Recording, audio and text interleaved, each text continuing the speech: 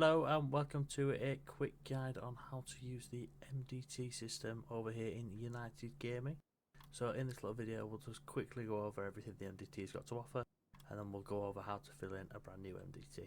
So first you just access your Z or G menu and you go police actions and then you click on MDT. So what that'll do is it'll bring your MDT here, normally on civilian lookup. So on civilian lookup, this is where we'll find members of the public. Every single person that's ever flown into the city, all the details will be on this screen. So for example, we will go with Mr. Michael Mouse today. Let's just type his name in. So if you put Michael and then an M, what that does, it filters people's names out in the city. So we've got all the Michaels with the last name beginning with M. So we've got Mouse, Malone, Mitch, McSchlong. So obviously we're going to look for Michael Mouse, and what you can see here is you can see their citizen ID, his full name, and then over here is where you can see his licenses. So over there we've got his driving license, and then to the right hand side where you see markers, on here it would flag up if the suspect's got any markers such as detain and arrest or firearms markers. So to go into Mr. Mouse's actual profile, we'll click on view civilian's profile, and what that'll do is that'll bring up everything about Mr. Mouse. So at the top left you can see full name, and then you can see the civilian ID, date of birth, nationality and gender. In the middle, this is where you'd see if there were any active markers, where at the moment there's 0. However, to add an active marker, you just click this plus here, and then drop down box and you can see all the different types of markers. So you've got active bolos and warrants for arrest. You've got an organised crime, so if the suspect in question may be affiliated to any gangs or something like that, that's where you'd put it. Bail conditions, if the suspect's out on bail, and then an officer safety / caution. This is where we'd usually put things such as suspects being involved with firearms multiple times, be cautious when approaching the vehicle. Once you do that, you just click on the type of marker and then you'll just write the information there. So just for example, we'll just put a couple letters. So you'd put it there, you'd click save, and what that does is that'll flag up on his active marker there and you'd be able to read what's happened. So you can delete those markers as well in case some of them are typed wrong, or in case a suspect has served their marker, you just delete it off their system. So obviously they're not getting arrested for it again. To the right of that, you've got the DNA and fingerprint for the suspect. So to find out who suspects are when they're not giving their name, or you might have found some sort of evidence on scene, like a splatter of blood on the floor, what you'd be able to do then is get the DNA reference or the fingerprint reference. And then what you do with the fingerprint, so let's plug his fingerprint on the scanner, you'd go to the civilian lookup, top left where we searched his name before, you just paste his fingerprint in there, you click search, and bang, Michael Mouse has come straight up. You click view civilian's profile and we're exactly where we were before. That will be the same with the DNA as well. Moving on, we've got civilian photos down here to the left hand side, so we can see that Mr. Mouse has had his photos taken, so we can see what it looks like. To add photographs, you just click the little plus there and you'd paste the link in for the image that you've got, however you wish to get. So once they're added as well, you've got notes to the right hand side where Mr. Mouse, you can see, has got 4 notes on his profile. So just for example, we've got Alex Jackson here on the 3rd of December at 8:25. There was 3 points added to his licence for speeding 95 in a 50 down Elgin.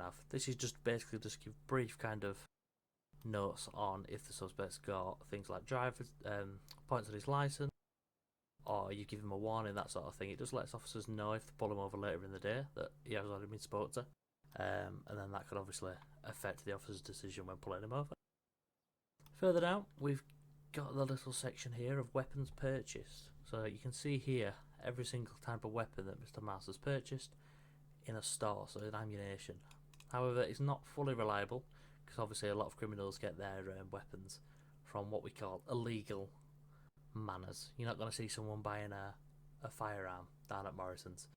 So up here you can see he's got a couple bats, couple knives. However, you don't take this as everything he owns. There's a large chance that most people have a lot more weapons than what our MDTs kind of showing us. Then to the right hand side we'll be able to see all of Mr. Mouse's vehicles, so you're able to see the plate and the model.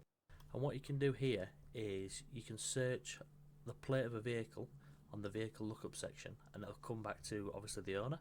So for example, let's say we've seen this Ford Mustang Halloween edition on scenes of a shots fired, and it's got away. However, we did get the license plate on the AMP.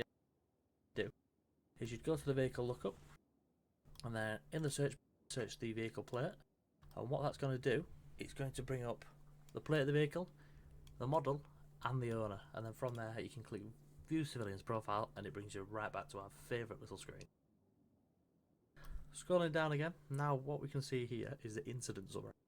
So this is every single time a suspect has been arrested by ourselves. Now we can see Mr. Mouse has got quite a few, and you can see obviously what incident lookup number it is on the left hand side. You can see the title of the incident here. You can see the date and time of the last edited on the incident report, and then to the right hand side there you can see the little view button and the edit button. However, what we can see on Mr. Mouse is that a lot of the reports are just his name. Now obviously what we can't hear, we can't see what he's been arrested for, we can just see that he's been arrested. So what we have to do then is go into the MDT, and we can see here, beautiful MDT written, you can see the circumstances, kind of everything that's happened, and you have to click on Michael Mouse to know that he's been arrested for assault. So what we need to do there is we need to make sure we're putting the charges in the title of what the suspect's been arrested for, but we'll go through that now on how to actually write an MDT on a suspect. So what you do is you come to incident lookup here on the left hand side, and then here you can see there's a brief summary of the last MDTs written in the last 24 hours. So what I've just done is I've just made up a little quick example for us. So if we just click on the edit button here at the right hand side, we can see the title. It's failed to stop dangerous driving. It's on the 23rd of the 2nd and it was at 1 PM. So we can obviously see what the charges are and the time and date of when it's happened. You can see it's been created by myself, last updated by myself, and it was last updated at 1:33 PM. So what we do is to click on the edit button, and we can see now we're brought into our MDT screen. So first thing to look at is obviously something that's really important is our incident number. So what we should actually be doing with this is the incident number here, and putting that at the start of the title. What this does is that allows us to obviously see what incident it is, and we can search things via incident reports. So a great time to use this would be if we're putting an active detain and arrest out on a suspect. We'd want to create an MDT where we can put as much information on the bolo as possible to explain obviously what they've done, what they've been seen doing, and what the active detain and arrest's out for. You put the number of the incident into the title. What you'd then be able to do is search just by the number of the title, and then it'll pop up straight away and you'll be able to access the report and see everything that's happened. So below that we've got the location of where it happened. So for this we've just done our current location, which is obviously Mission Row. You do this by either typing it in manually about where you are, or you can click these three dots to the right hand side and you can click current location, and what that does is it brings your current location into there. So just to show you, you've got no location, click the buttons, click current location, and it drops straight in. So below there we've got the incident details. So this is where we give a summary of what's happened, why they've been arrested, and how everything played out. So a couple of examples on what you'd want to put. So you can put how many people were there, because you can obviously have more than one person at a scene and you might have arrested a couple of people. What were they wearing? You can look at what vehicles they were driving, what they were caught with, so when we search them under section 32 you'd be able to put that there. If was there a chase that happened, and then details of what happened in the chase, or just details of what happened in the entire scene. And then after that obviously what was said. If anything was said that you'd said something to the suspect, or they may have given us some information back, we'd then put that in there. This doesn't need to be hundreds of words. We don't need to have massive essays. If that's something you'd like to do and put as much detail as possible, by all means you can do so. It is helpful. You just need kind of the basics and just kind of the meat of the sandwich. So what's happened, who was there, what were they driving, and what were they caught with, that sort of thing. Looking below, we've got the evidence section. So what you do is click on this little plus button here, and then you click on the drop down box of evidence type, and we can see here we've got a lot of different types of evidence. So we've got blood, we've got bullet casings, weapons, photographs, vehicles, and evidence locker. So for example, let's say we have a weapon. We click weapon and you type in there that, let's say, a suspect was found with a knife. On that knife what you're able to do is find the serial number once you go into your pockets to get it out, and then you paste the serial number in here and you click add, and it'll appear down in evidence now. What that does is, if that, let's move away from knife, let's go to the bullet casings. Okay, let's say we've been on a scene and there's a bullet casing being found. You've got the casing number, you put it in there. Then a week later we arrest Mr. Mouse and he's found with a firearm on him.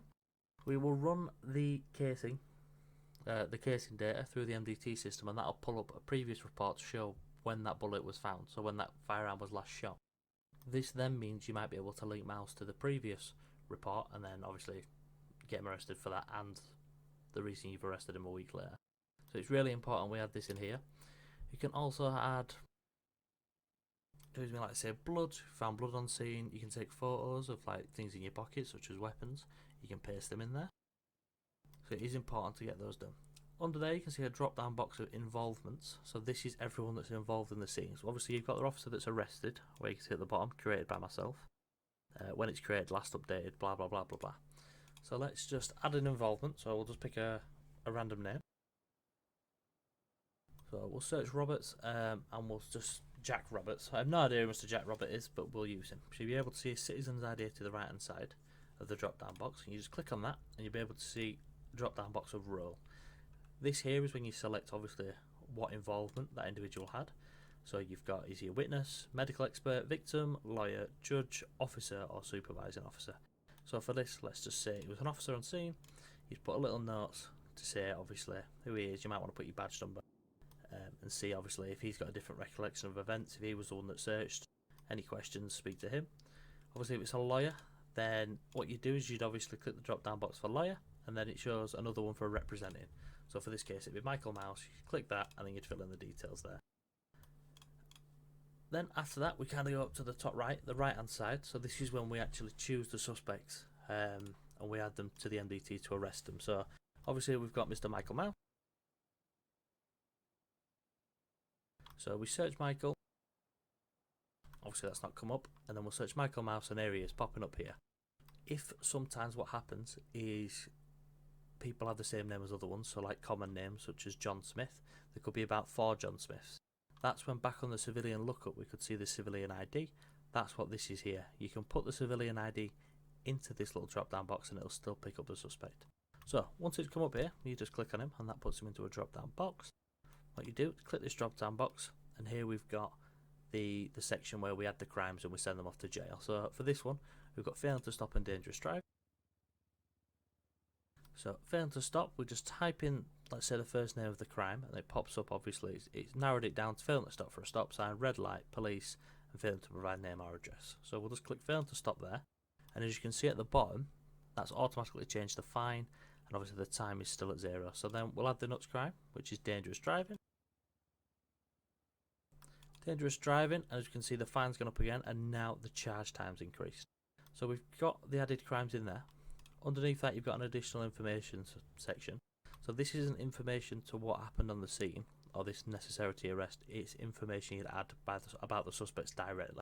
So not what's happened when they've been arrested, just extra information about the suspect. Lower down there we can obviously see, like I say, the charge and time, and then what you'd do is you'd get the little number above individuals' heads by just flexing your U muscle. Obviously you can see mine is 96. Obviously you'd go back in. At the bottom you'd just put their a little special number here, and what you'd do is you'd press the tick and that would send them off to jail. What that'd do then is that'll tick the process box for you to say they've gone off. However, before obviously the suspect is sent to jail, you've got to ask if they want to plead guilty or not. So you'll say to Mr. Mouse, Mr. Mouse, you've been arrested on 1 count of dangerous driving and 1 count of failing to stop for police. How do you plead? If he says not guilty, you leave it how it is. Yep, you're going to be getting a £1,200 fine and 5 months in jail. However, if you plead guilty, we tick this little box here, and what you can see is that automatically changes the fine down to £840 and then the time down to 4 months, and then we'll send him off and off he goes. It is always important as well, the last thing we'll say is when you're done with the report, come down to the little tag section at the bottom left. Click this and it pulls up another menu and you basically got what type of report it is. So if it's a warrant, MDT, you've written the MDT for a warrant, you've got an active detain and arrest out, you put that there, an investigation, then an arrest part, and so on, so on, so on. We'll click arrest part, click that, save, and then ta-da. There we go, the incident report is all there, arrest part created by myself, last updated date and time, and obviously it's incident 3620, failing to stop police, dangerous driving, the date and the time. So that is the basics of kind of the MDT system and how we use it and how we expect kind of basic reports to be written.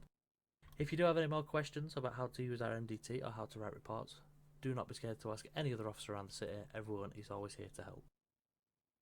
Thank you for your time. This has been the Driller Marston, and I hope this video has helped you learning how to use the MDT.